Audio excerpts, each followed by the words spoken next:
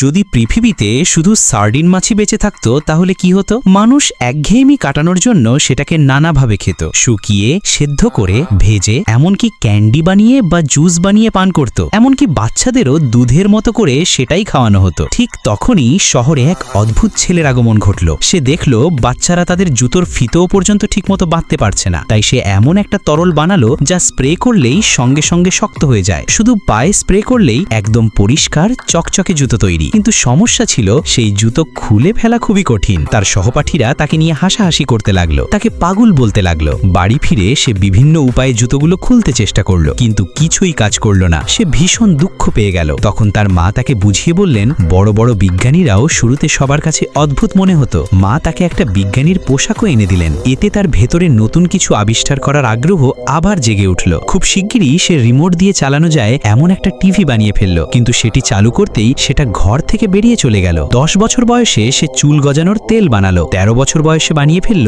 উড়ন্ত গাড়ি। 16 বছর বয়সে সে একটি মুরগি আর একটি ইঁদুরকে একসাথে রেখে তৈরি করলো এক অদ্ভুত প্রাণী, উড়ন্ত চিকেন মাউস। 20 বছর বয়সে সে ভাবল মানুষকে শুধু সার্ডিন খাওয়া থেকে বাঁচানোর জন্য একটা খাবার তৈরির মেশিন বানাতে হবে। এই মেশিনে শুধু পানি ঢাললেই বিভিন্ন ধরনের খাবার তৈরি হয়ে যেত। সত্যি একটা বার্গারের আকার তৈরি হতে শুরু করলো, কিন্তু পর্যাপ্ত শক্তি না থাকায় সেটা ঠিকমতো সম্পূর্ণ হলো না। অনেকবার চেষ্টার পর সে মেশিনটাকে আকাশে পাঠিয়ে দিল, যাতে সেটা মেঘের আর্দ্রতা আর বিদ্যুৎ থেকে অসীম শক্তি নিতে পারে। কিন্তু দীর্ঘ অপেক্ষার পরও কোনো ফলাফল পাওয়া গেল না।